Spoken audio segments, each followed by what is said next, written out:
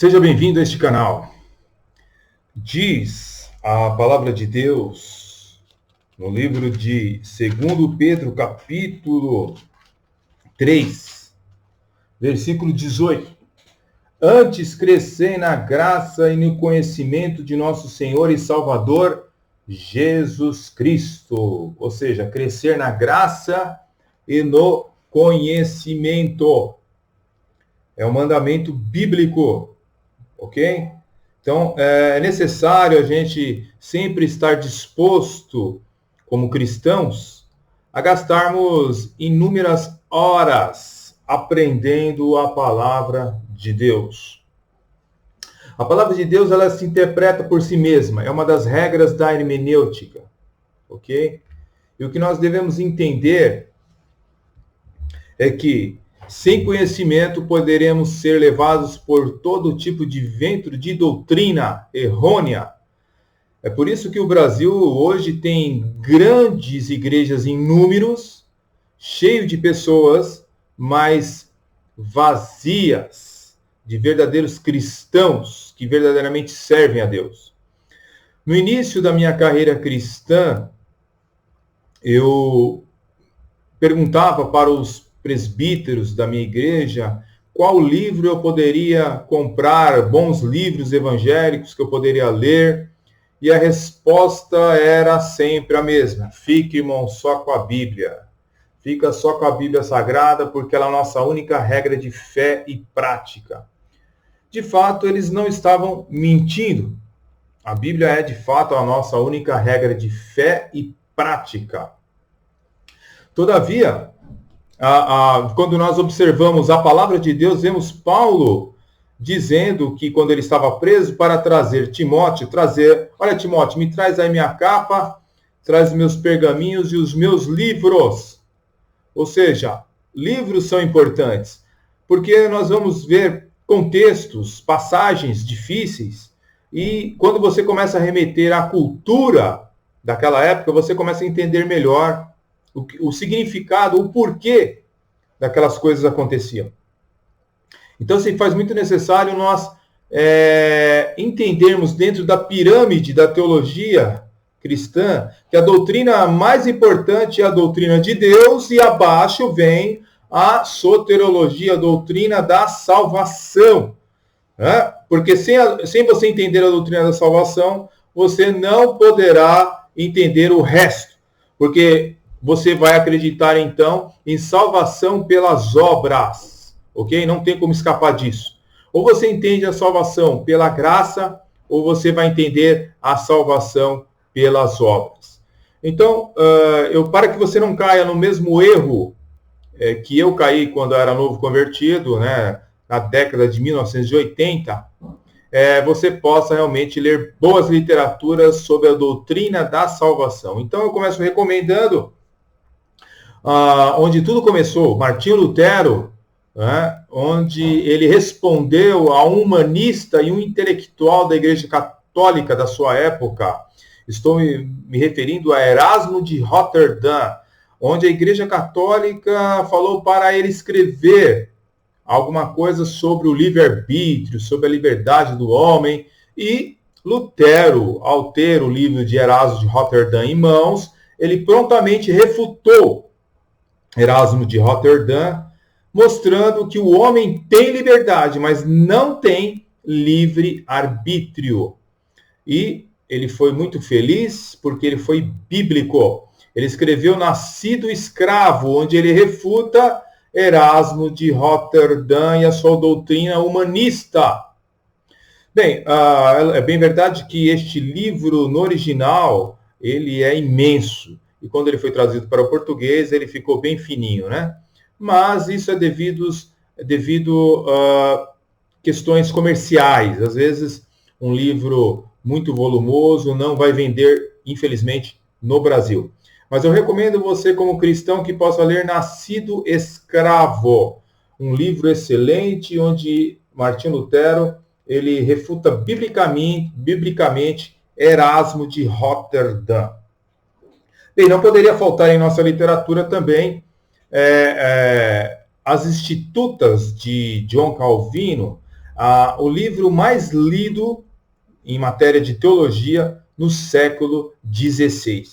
Muitas pessoas acreditam que as institutas falam somente de eleição e predestinação, mas se elas fossem folhear as institutas, elas perceberiam que, no caso, as institutas falam até mais de oração do que propriamente predestinação. Outras doutrinas são exploradas, né, e a doutrina da salvação também nas institutas. E para quem quer conhecer as institutas, eu recomendo, né, esta obra, inclusive essa editora Unesp traduziu muito bem esta obra de John Calvino. É uma obra excelente, maravilhosa, e não estou dizendo que ela é isenta de erros, porque não existe um livro sobre a face da Terra que seja isento de erros. Somente a palavra de Deus é que é isenta de erros. Né? Agora, eram homens que dedicaram, oraram, jejuaram, consagraram a sua vida para escrever obras magníficas. Ok?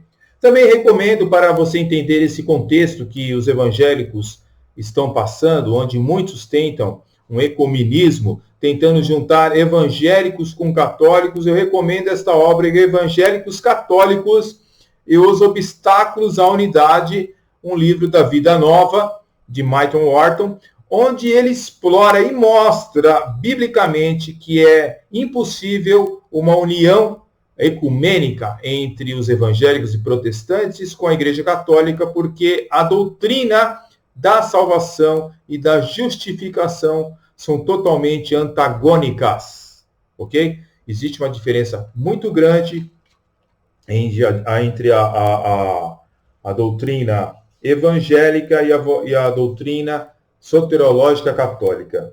Na doutrina católica, nós vemos que, de acordo com Roma, você tem que se esforçar para você ser salvo, né? Mas já na cristã evangélica, que bíblica, Deus justifica os que são pecadores para chegar-se a Deus. Deus justifica. Isso não quer dizer que implica que você não vai fazer mais nada, que você vai relaxar a sua fé. Não é isso. Mas o semipelagianismo dos católicos é denunciado aqui neste livro excelente, ok? Recomendo também o livro do puritano John Owen, Por Quem Cristo Morreu, onde ele apresenta provas bíblicas, onde nós vemos nas Escrituras Sagradas de que Cristo morreu pelos eleitos e não por toda a humanidade, no sentido de que se Jesus tivesse morrido por toda a humanidade, nós teríamos que acreditar no universalismo, de todas as pessoas são salvas no final das contas. Mas este livro esclarece muito bem essa questão. Eu recomendo John Owen, que é realmente um gigante da teologia, ok? O também saudoso James Boyce, né? Ele realmente escreveu mais de 30 obras, morreu no ano 2000. James Boyce deixou obras maravilhosas, dentre elas as doutrinas da graça, né? Resgatando o verdadeiro evangelho, apresentando com muita maestria as doutrinas soteriológicas, as doutrinas da graça. Recomendo um excelente livro, maravilhoso, para que você possa entender, afinal de contas, o que são as doutrinas da graça. Outro escritor também muito conhecido no meio reformado nos Estados Unidos, Paul Helm, né? A Providência de Deus. Neste livro, você vai aprender doutrinas bíblicas que são menosprezadas e são muito atacadas hoje por aqueles que são opositores da fé reformada. Muitos, infelizmente, né, querido, eles acreditam que fé reformada é ser calvinista, né? Ou seja, foi Calvino que desenvolveu tudo e todas as coisas. Contanto que a fé reformada, meu irmão, você ir para a Bíblia, para você entender o que as Escrituras dizem sobre variados assuntos. Esse livro explora, então, o conhecimento de Deus, a vontade de Deus, a bondade de Deus, que muitos falam que os reformados não falam do amor de Deus, né? Fala sobre o panteísmo, deísmo, teísmo, fala sobre as quedas, fala sobre os milagres, profecias, atitudes do Antigo Testamento, fala sobre a providência, sobre a oração e providência, os problemas que existem na Bíblia, o Deus e o mal, a permissão divina, compatibilismo divino. É um livro realmente fantástico. Eu recomendo para você aprender doutrinas bíblicas. Existe uma doutrina que não é compreendida por muitos apologistas em nosso solo brasileiro, infelizmente no mundo também, que é a soberania de Deus e a responsabilidade humana. É feito muitos espantalhos na internet através de variados sites antirreformados, né? Muitos artigos, muitos livros escritos, mas justamente porque as pessoas não foram ver o que a Bíblia diz sobre esse assunto. E não consultam obras maravilhosas como esta aqui, a soberania de Deus e a responsabilidade humana, né? Westmeyer ele explica aqui de uma maneira excelente esta questão que muitos tentam não querer entender, né? Então fala sobre a liberdade de execução, o significado dos termos, né? O significado de pecado. É um livro assim maravilhoso. Eu recomendo para você querer entender sobre esta visão, a soberania de Deus e a responsabilidade humana. Mas existe também um outro livro, né? A vontade divina e a escolha humana. Richard Muller. Richard Muller, ele simplesmente é um dos grandes teólogos reformados de nossos dias. A ponto de o próprio Vailate ter um certo respeito por ele. Porque realmente Richard Muller, me perdoe, é Muller. Às vezes a gente fala errado o nome americano, né? Mas ele é uma pessoa que realmente ele escreve com uma maestria muito grande. Então, realmente, eu acredito que você deve ler esse livro, só que esse livro é uma teologia pesada, tá bom? Você vai ter que prestar muita atenção, num lugar silencioso, entender aqui o que ele está passando a mensagem. É excelente para trabalhar essa questão da soberania de Deus e a responsabilidade humana, uma doutrina tão odiada em nossos dias.